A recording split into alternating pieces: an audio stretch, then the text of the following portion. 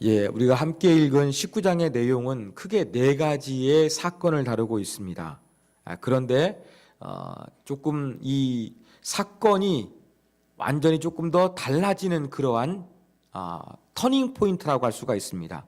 왜냐하면 예수님께서 누가복음 9장에서 예루살렘을 향해서 이제 올라가시는 여행을 시작하시는데, 그 길게 기록된 여행이 19장에서 끝나고, 또 19장 뒷부분에 보면은 이제 예루살렘 성 안에 들어가서 행하시는 그러한 내용으로 이어지기 때문에 19장은 여행의 끝과 예루살렘의 사역의 시작, 이 두 가지를 동시에 보여주고 있습니다.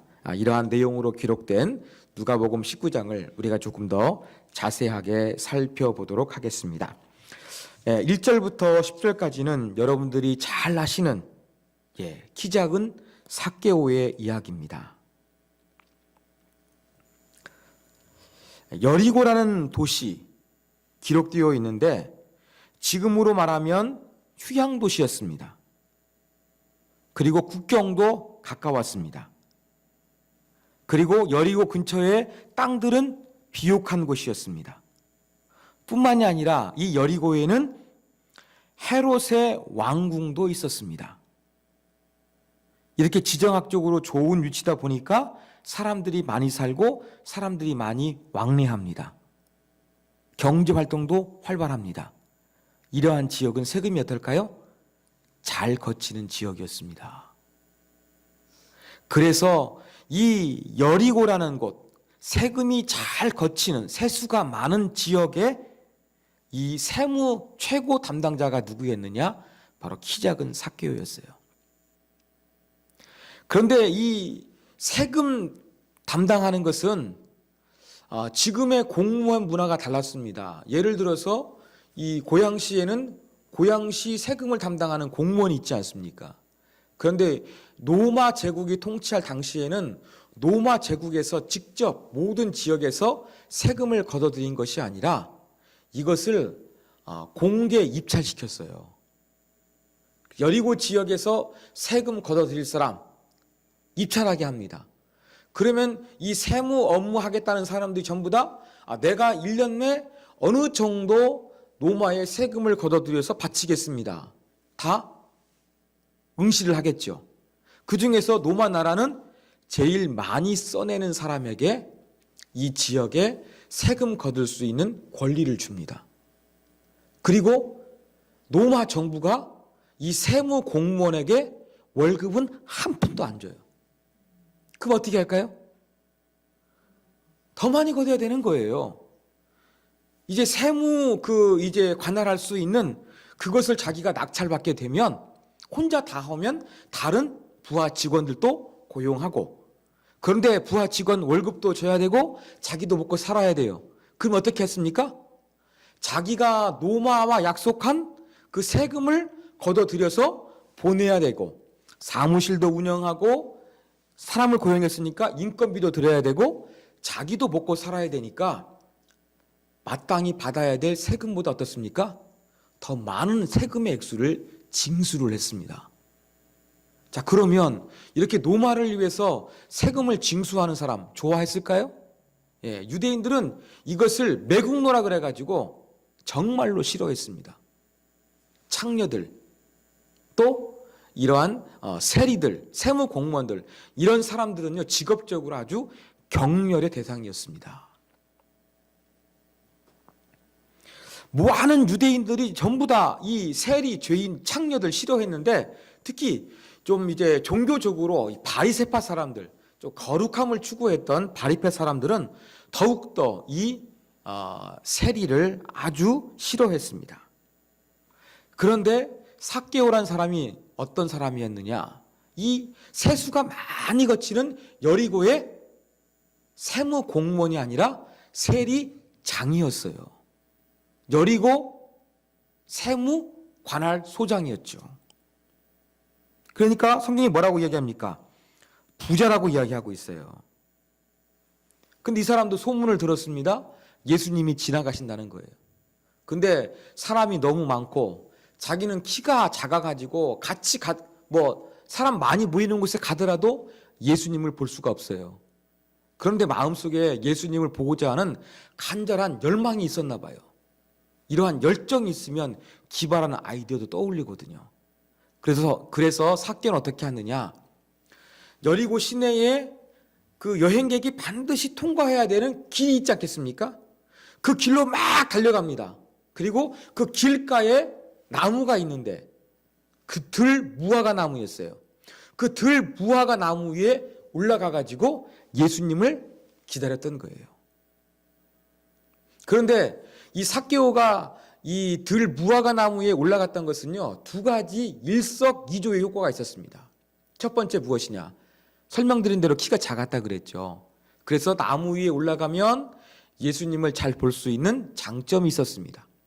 자, 그리고 비록 그 삭개오가 돈은 많았지만 셀이 장이다 보니까 사람들이 별로 경멸하고 상종치 않았어요.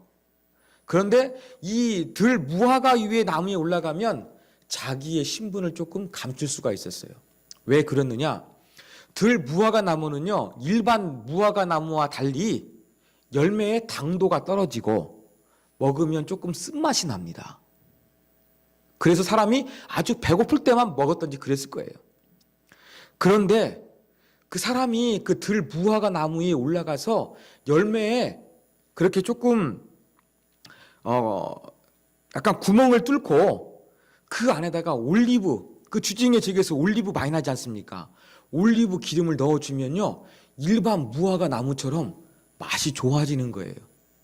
그래서 이 들 무화과 나무에 삭개오가 올라가면 예수님을 키가 작아도 볼 수 있게 됐고, 그 다음에 자기가 조금 사람들이 경멸하는 직업을 가지고 있는데 그 들 무화과 나무 위에 올라갔으면 저 사람 세리장이 아니라 과수원직인가 보다, 이렇게 해가지고 자기 신분을 조금 속일 수 있는 그러한 장점이 있었습니다. 거기에서 딱 이렇게 예수님이 오기를 기다리고 있는데 아니나 다를까 예수님이 딱 오셨습니다. 그런데 예수님께서 그 들 무화과 나무 위에 올라간 삭개오를 보신 거예요. 그러면서 5절에 이렇게 말씀하시죠. 삭개오야, 속히 내려오라. 내가 오늘 네 집에 유하여야겠다. 예수님은 하나님의 아들이시라 전지전능하세요. 그렇죠? 그러니까 이름도 알고 계시는 거예요. 처음 만났는데. 그 다음에 내가 오늘 네 집에 유하여야겠다. 여기서 유하다라는 단어로 번역된 것은 잠시 머물다, 잠시 쉬다, 그런 의미가 아니라 숙박하다, 체류하다는 거예요. 그럼 예수님께서 지금 삭개오의 집에 들어가 가지고 잠시 차 한 잔 마시는 것이 아니라 하룻밤이나 며칠 묵고 가시겠다는 거예요. 제가 말씀드린 대로 이 창녀, 그 다음에 이 세무 공무원들은요, 인간 쓰레기 취급을 해가지고 안 만나줬습니다. 돈이 많아서 조금 상류층 사이에 끼려고 해도 바리새인들, 서기관들, 유대 종교 지도자들은요, 삭개오 같은 사람들 상종치도 않았습니다. 내가 사정해도 그 좀 유대의 명망 있는 사람들은 자기를 안 알아주는데 먼저 예수님이 자기의 이름도 알고 또 자기 집에 숙박을 하겠다 말씀하시니까 얼마나 기뻤겠습니까? 더군다나 삭개오가 예수님을 정말로 보고 싶었잖아요. 그래서 돌 무화과 나무에 올라갔잖아요. 그러니까 너무 기뻤어요. 빨리 내려와가지고 예수님을 모시고 자기 집에 갔습니다. 그런데 이 모습을 보면 사람들 어떻게 반응합니까? 7절. 뭇사람이 보고 수군거려 저가 예수님이 죄인의 집에 숙박하러 들어갔도다 라고 하면서 웅성거리고 예수님에 대해서 안 좋은 이야기를 나누기 시작한 거예요. 여러분, 지금까지 우리가 누가복음에 보면은요, 예수님에 대해서 나쁘게 말한 사람은 누구였습니까? 종교 지도자들이었어요. 서기관들, 대제사장, 바리새인들, 사두개인들, 뭐 이러한 사람들, 조금 종교적으로 열심히 있는 사람들이 예수님에 대해서 조금 나쁘게 얘기했는데 이제는 뭐 하고 있는 거예요? 많은 사람들도 여리고에서 삭개오의 집에 간다고 하니까 그 여리고 주민들이 이런 어찌 그 예수가 말이야 그 매국노 삭개오의 집에 가시는 거야? 이거 말이 안 돼 라고 하면서 사람들이 막 쑥덕거렸다는 겁니다. 그 정도로 이 세리 공무원을 유대 사회에서는 경멸했다는 증거가 여기에서 잘 보여주고 있습니다. 자, 8절. 아마 예수님을 자기 집으로 모셔서 발도 씻겨드리고 먹을 것도 내려드리고 또 예수님께 대화했겠죠. 예수님의 말씀을 들었겠죠. 예수님 말씀을 듣고서 삭개오가 이제 결단을 합니다. 그래서 변화된 삭개오의 모습이 8절에 기록되어 있어요. 변화된 삭개오의 목적은 8절에서 세 가지로 볼 수 있습니다. 첫 번째, 예수님을 부르는 호칭이에요. 주께 주여 보시옵소서. 키리에, 주로 고백을 하고 있고요. 두 번째, 내 소유의 50%를 가난한 사람들에게 나누어 주겠다. 지금까지 열심히 재산을 모았는데 그 중에 반절을 뚝 띄어가지고 가난한 사람 구제하는 데 쓰겠다는 것입니다. 그 다음에 세 번째, 만일 내가 누구의 것을 속여 빼앗은 일이 있으면 4배로 보상하겠습니다. 다짐합니다. 여러분 말씀드린 대로 삭개오는 세리장이었어요. 자기 밑에 세무 공무원들이 많이 있었거든요. 그들이 알아서 밑에 자기 고용된 사람들이 자기 이윤 뜨고 삭개오에게 넉넉하게 그렇게 상납금을 냈을 거예요. 그죠? 그래도 가만히 앉아 있어도 돈이 쌓이는 사람인데 삭개오는 조금 불이한 방법으로 더 돈을 벌기 위해서 욕심을 냈나 봅니다. 그래서 내가 다른 사람을 속여서 세금을 징수한 것이 많이 있는데 이것을 4배로 보상하겠습니다. 자발적으로 이야기하고 있는 거예요.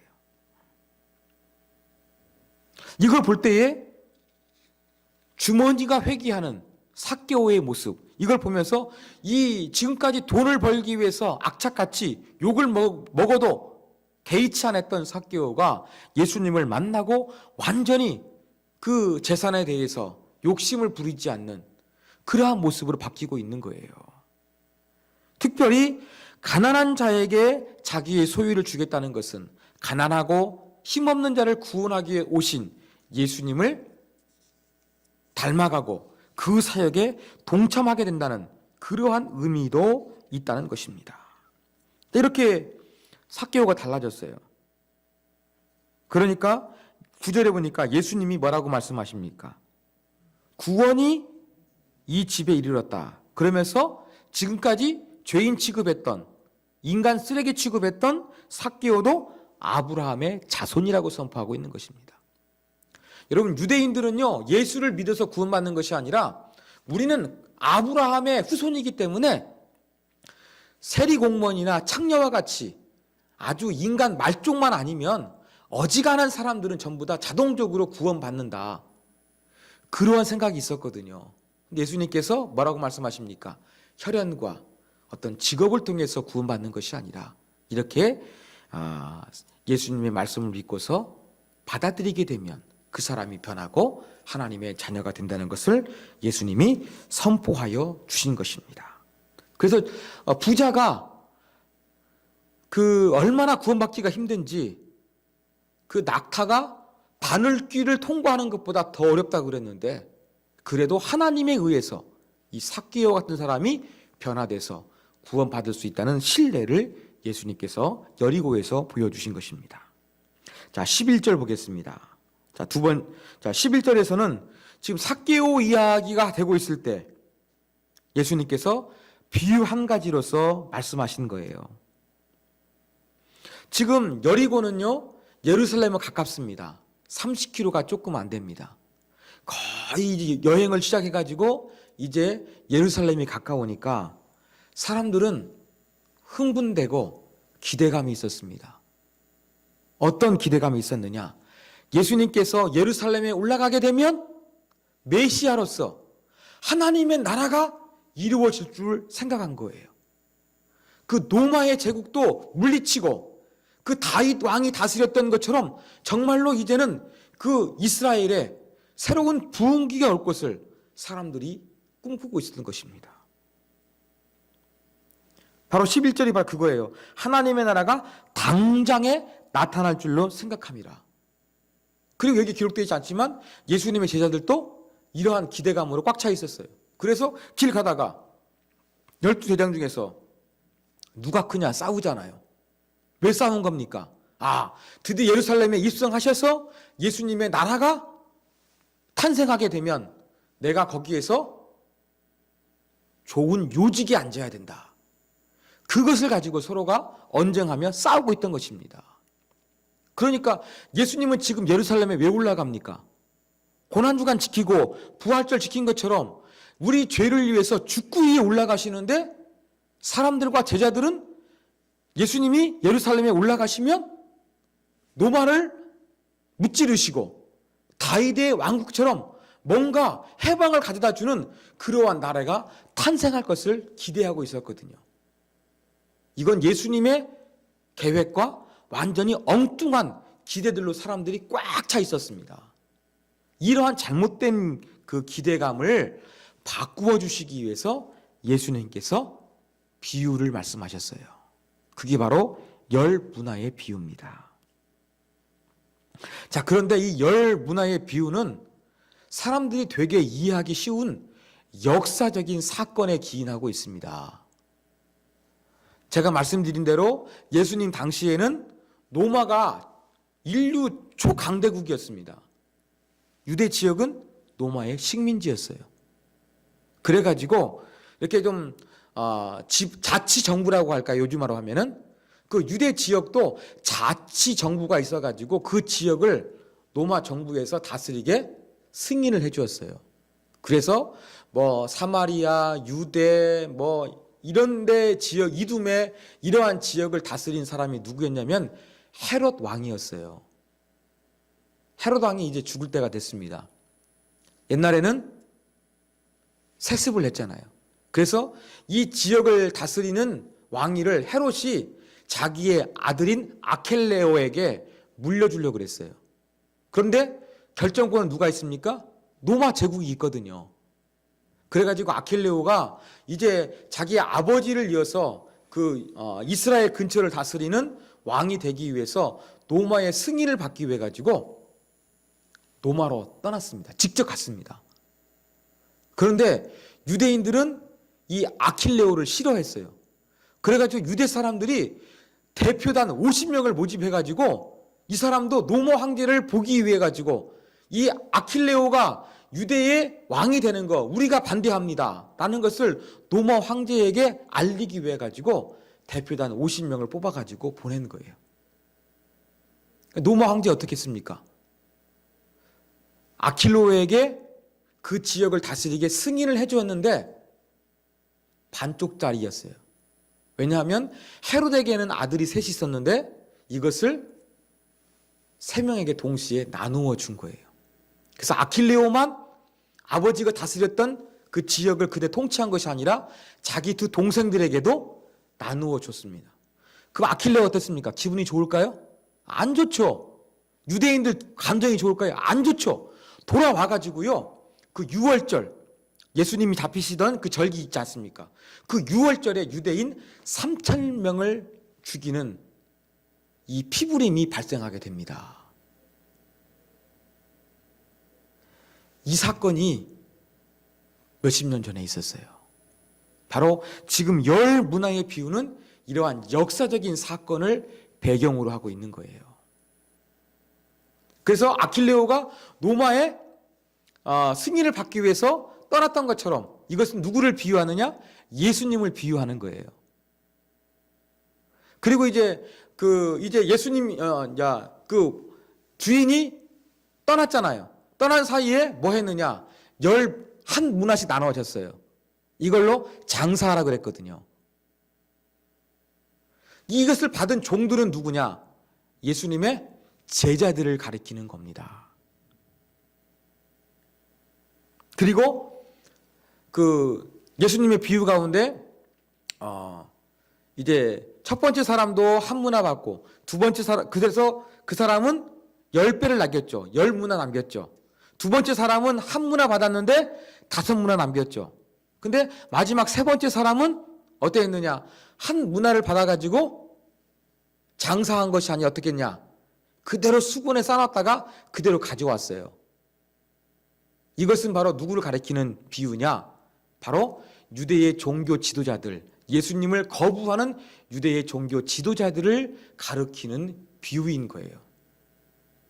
그러면서 예수님께서 뭘 말씀하시고 싶으셨느냐?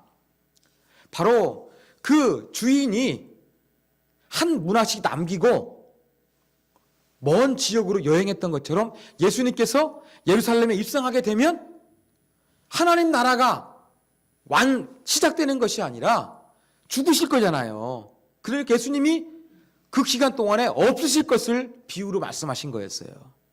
그리고 예수님이 다시 재림하실 때 그때 오시지 않습니까? 예수님이 없는 동안 어떻게 해야 되느냐? 그 주인의 명령대로 장사하는 거예요. 즉 예수님은 계시지 않지만 예수님이 죽고 계시지 않더라도 우리는 예수님의 말씀을 잘 순종하는 사람이 되어서 살아가야 되지, 너희가 내가 예루살렘에 올라간다고 해서 하나님의 나라가 당장 이루어질 것으로 그렇게 기대해서는 안 된다. 이것을 가르쳐 주시기 위해서 예수님께서 10문화의 비유를 들어 설명하신 것입니다. 그런데 이 비유에 등장하는 그 세 사람의 부류가 있잖아요. 똑같이 한 문화씩 받았는데 능력에 따라서 10배 남긴 사람, 5배 남긴 사람이 있어요. 칭찬받았어요. 그런데 한 문화를 똑같이 받았는데 이것을 그냥 수건에 가만히 싸둔 사람이 있어요. 이것은 뭐 하는 겁니까? 불순종한 거예요. 분명히 장사하라 그랬거든요.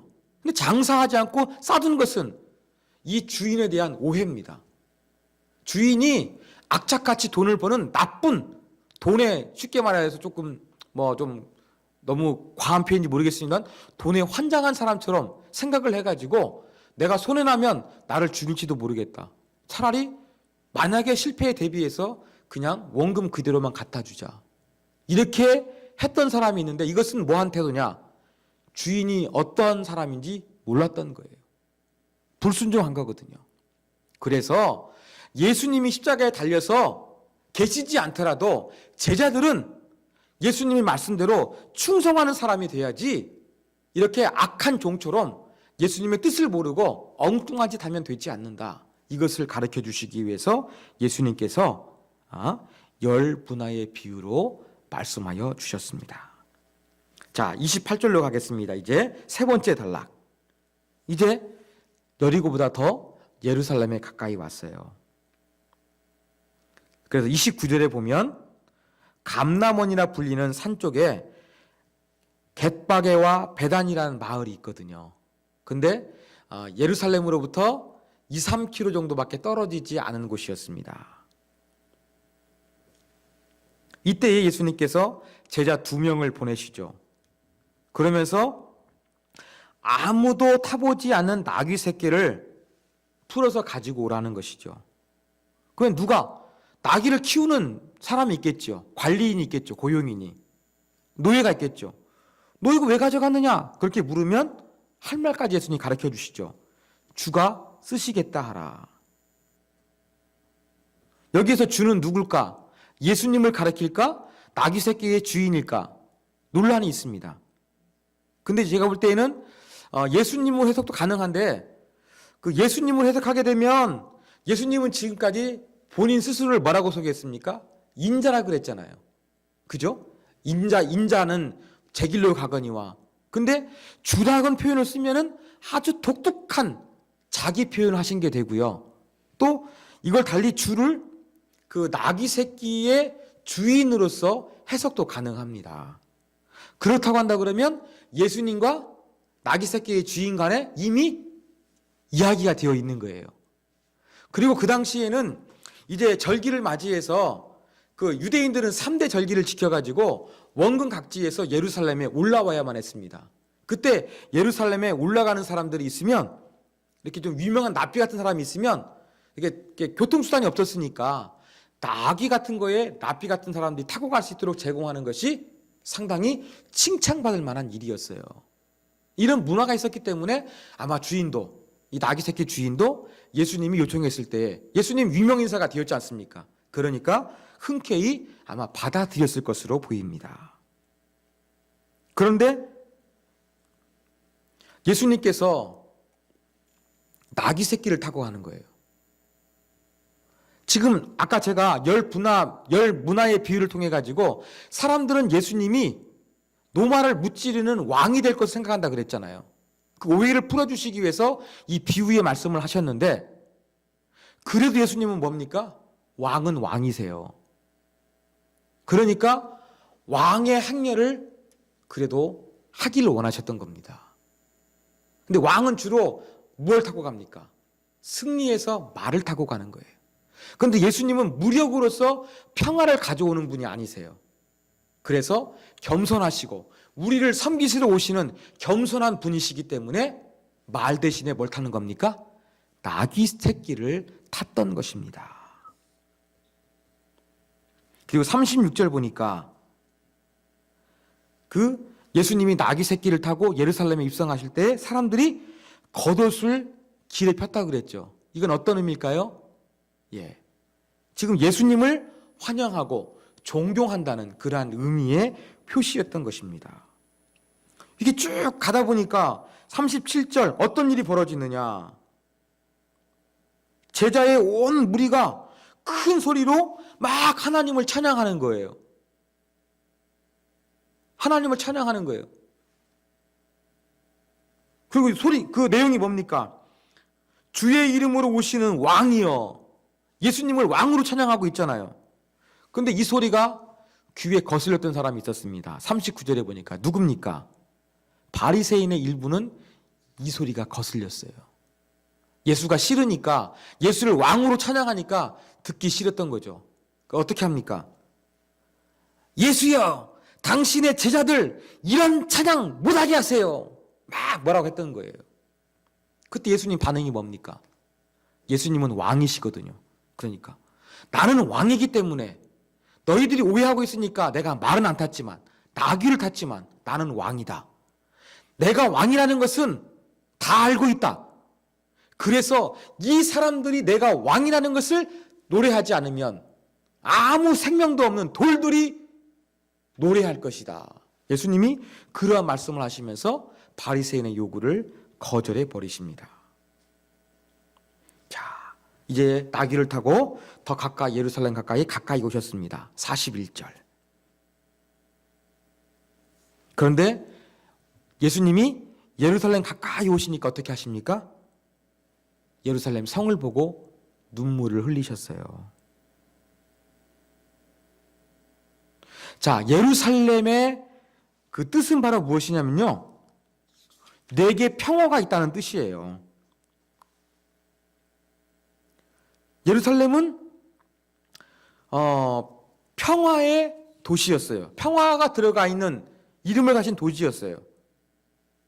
그런데 이 평화, 예수님이 주시는 평화에 대해서 모르고 예수님을 하나님의 아들로 인정하지 않기 때문에 이 예루살렘은 멸망당하실 것을 예수님께서 예언하시면서 그것이 슬퍼서 눈물을 흘리셨던 것입니다. 그러면서 그 고대에 성을 빼앗기 위해서 전쟁하고 마침내 빼앗는 그 장면을 통해서 예루살렘 성이 이 패배로 멸망당하실 것을 예수님께서 말씀하셨습니다. 여러분, 옛날 그 전형적인 전쟁 어땠냐면요, 성을 포위합니다. 그때가 올 것이라는 것을 예수님 말씀하신 거예요. 그리고 어떻게 하느냐, 성 안에 사람들이 굶어 죽을 때까지 아무도 못 나오게 하는 거예요. 그 안에 음식이 떨어지면 죽으니까. 그리고 기회를 봐가지고 그 안에 공격해가지고 그 성을 완전히 무찔러 버리는 것입니다. 바로 이러한 공격이 예루살렘에게도 있을 것이다. 왜? 하나님의 아들, 평화의 왕이신 예수님을 인정하지 않고 예수님을 거부하기 때문에, 오해하고 있기 때문에 이러한 예루살렘이 멸망당할 슬픈 미래가 있을 것을 예수님께서는 아셨고 이것을 보시고 눈물을 흘리셨던 것이었습니다. 바로 이러한 내용으로 이제 누가복음 19장이 끝나고 있습니다. 자, 이러한 내용을 통해서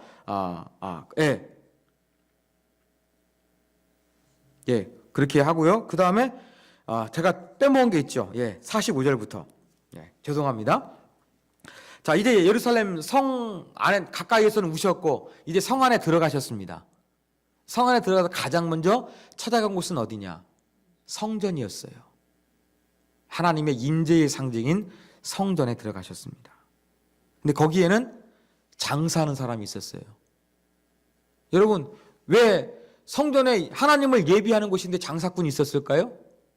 지금처럼 이렇게 우리가 이렇게 예비한 것이 아니라 그 당시에는요, 동물을 직접 잡아가지고 하나님께 바쳤어요. 우리는 지금 뭐 헌금 같은 물질을 가지고 바치지 않습니까? 근데 옛날에는 짐승을 잡아 바쳤어요. 소, 그 다음에 양, 염소, 비둘기, 아니면 곡식을 태워가지고 하나님 앞에 드렸거든요. 그래가지고 이제 하나님께 바치되 이러한 그 제사용 짐승은 하나님은 거룩한 분이기 때문에 제일 좋은 곳으로 드려야 됐습니다. 병든 것, 이상한 걸로 드려서는 안 되는 거예요. 그리고 제사장이 이 제사용 동물을 보고 확인해요. 합격, 불합격, 이 증서를 줬습니다. 근데 예를 보십시오. 지금 예루살렘의 성전에 왔는데 나는 저 노마에 살아요. 근데 노마에서 예루살렘까지 얼마나 멉니까? 노마에서 출발할 때는 내가 우리 집에서 제일 좋은 양을 데리고 왔어요. 근데 먼 길을 여행하다 보면 어떻습니까? 양이 다칠 수도 있고 병들 수도 있고 강도를 만나가지고 빼앗길 수도 있어요. 그러면 하나님께 제사장이 불합격하면 못 드리는 거예요. 그리고 이 짐승 데려오려고 하면 얼마나 힘듭니까? 그래서 멀리서 예배 오는 사람들의 편의를 봐주기 위해서 제사용 동물을 성전 뜰 안에서 판매하게 했던 거예요. 또한 유대인들은 성전세를 냅니다. 근데 지금은 노마가 지배했잖아요. 그러면 노마 동전을 써야 되는 거예요. 근데 유대인들이 하나님께 성전세를 낼 때는 노마 동전이 아니라 유대 화폐를 내야만 했습니다.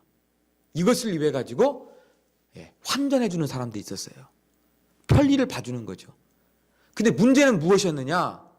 이렇게 장사하는 사람들이 이 대제사장의 허가를 맡아서 했지만 독과점 판매지 않습니까?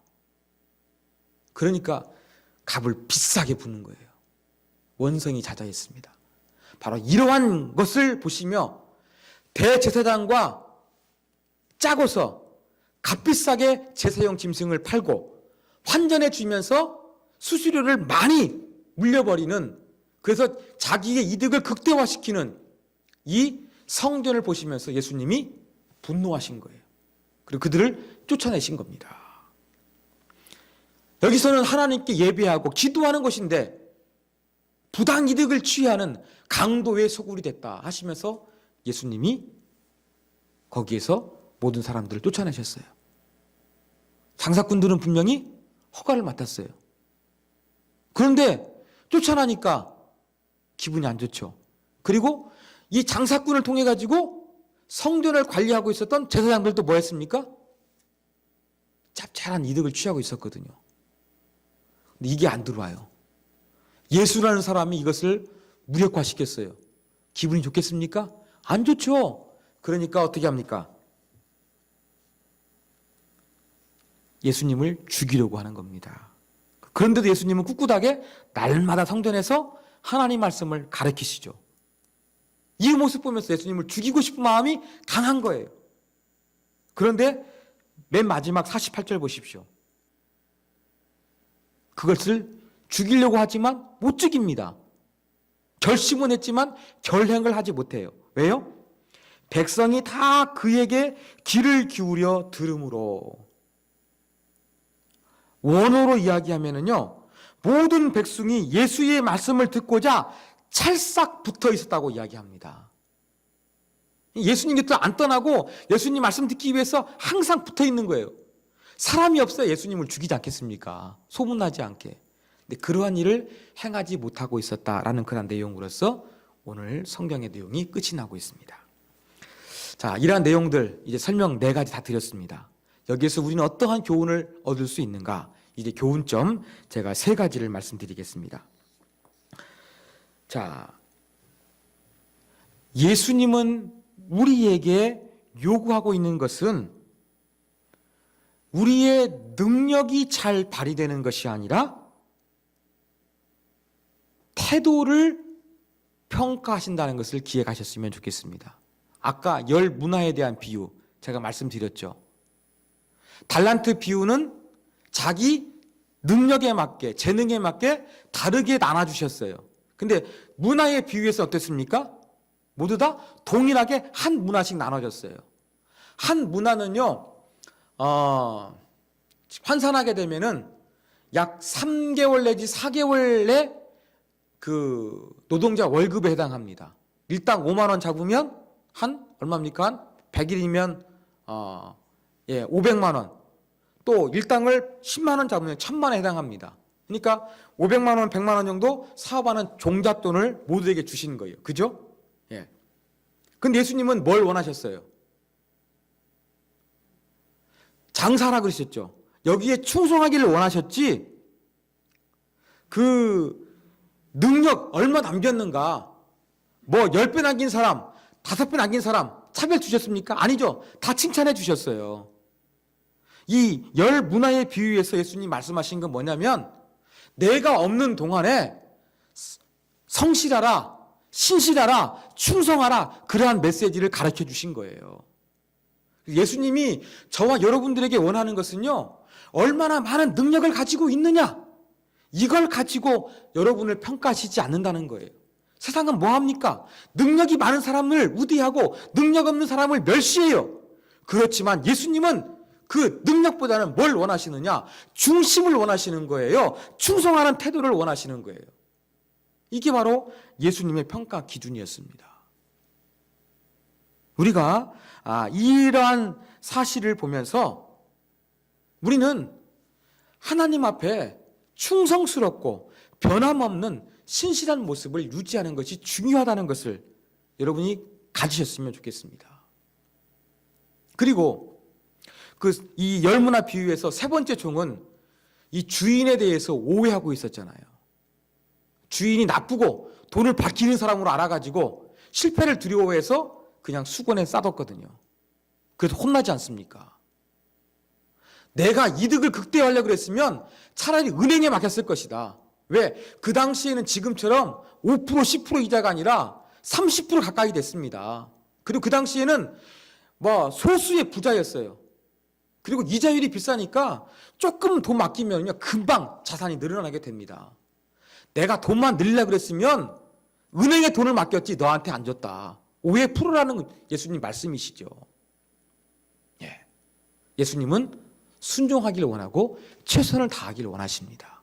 변함없이 예수님 말씀 가운데 늘 순종하는 사람으로 여러분이 자리를 지키셨으면 좋겠습니다. 예수님을 위해서 뭔가 잘하려는 것도 중요하지만 마음을 잘 먹고 뿌리를 든든히 하고 그 예수님에 대해서, 하나님에 대해서 오해하지 않는 태도를 갖는 것이 중요하다는 거 여러분이 기억하셨으면 좋겠습니다. 자, 2번째, 여러분 우리도 예수님에 대한 잘못된 기대나 오해가 있다면 풀어야 한다는 것입니다. 오늘 제가 설교를 준비하면서 19장의 내용을 보니까요, 예수님에 대한 여러 가지 오해가 기록되어져 있습니다. 자, 예루살렘 가까이 오니까 사람들은 그 노마로부터 해방시키는 하나님의 나라가 당장 이루어질 줄 알고 오해하고 있었거든요. 잘못된 기대감에 들떠 있었거든요. 그 다음에 삭개오 같은 사람, 죄인이니까 절대로 상종하면 안 된다. 삭개오의 집에 들어가려는 예수님에 대해 사람들은 비아냥거리기 시작했습니다. 이런 오해가 등장하지요. 그 다음에 열 문화의 비유에서 이 주인에 대해서 오해하고 있는 악한 종이 있지 않습니까? 이것도 예수님을 오해하고 있는 부분입니다. 그 다음에 예수님이 예루살렘 성에 가까이 왔어요. 막 예수님을 왕으로 찬양을 했어요. 근데 바리새인들이 찬양 못하게 했잖아요. 예수님을 오해하고 있었습니다. 이렇게 오늘 19장의 내용을 보면은요, 예수 그리스도에 대해서 잘못된 기대감을 가지고 있거나 예수님에 대해서 오해하고 있는 그러한 사람들이 많다는 것을 발견하게 되는 것입니다. 이렇게 예수님에 대해 잘못된 기대, 예수님에 대한 오해 때문에 예루살렘은 평화의 길을 걸어가는 것이 아니라 멸망의 길로 걸어가서 예수님이 물고 마르셨던 것입니다. 여러분, 이 당시만 예수님에 대해서 오해했겠습니까? 아닙니다. 우리 시대에도 예수님을 오해하고 있어요. 제가 개척하기 전에는요, 그냥 교회들 많은 차이 없다고 생각을 했습니다. 근데 제가 개척해서 성경을 좀 더 읽고 또 제가 부목사로 있을 때보다 한 달에 한 번 설교할 때보다 설교를 자주 하기 위해 성경을 깊이 연구하다 보니까 여러분, 예수님의 말씀대로 제대로 예수를 믿지 않는 잘못된 예수에 대한 기대감을 가지고 있는 그러한 것도 교회 안에 조금 많다는 그러한 생각을 제가 하게 됩니다. 예를 들어 볼게요. 교회는 거룩한 곳이라 그래요. 하나님 거룩하시기 때문에.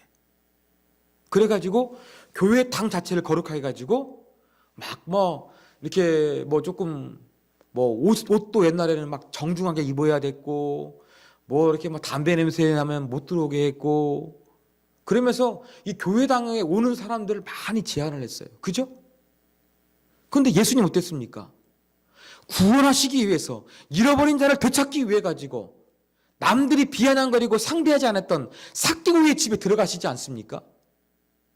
구원을 위해서 적극적으로 뛰어든 그들의 삶 가운데 뛰어든 예수님의 모습은 간직하지 않고 종교적으로 잘 되고 거룩한 멋있는 그런 교회당을 만들어서 죄인들이 찾아오기에 부담스러운 사람, 죄인들이 오히려 나가게 만드는 교회당으로 바뀌어진 것도 보면 우리가 예수님에 대한 잘못된 기대나 오해가 있지 않나 이러한 생각을 해보게 되는 것입니다. 또한 여러분이 개인적으로 내가 예수를 믿어도 내가 교회를 나와도 이 잘못된 기대감을 가지고 예수를 믿고 있진 않는가, 그런 부분들도 우리가 조심스럽게 우리 각자를 되살펴 봐야 되겠습니다. 자, 마지막 세 번째 교훈입니다. 자,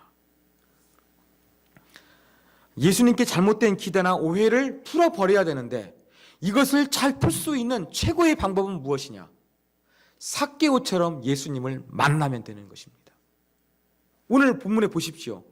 삭개오가 돈만 알던 사람이었습니다. 그런데 예수님을 만나고 그의 가치관이, 그의 인생이 완전히 달라지게 되지 않습니까? 그렇습니다.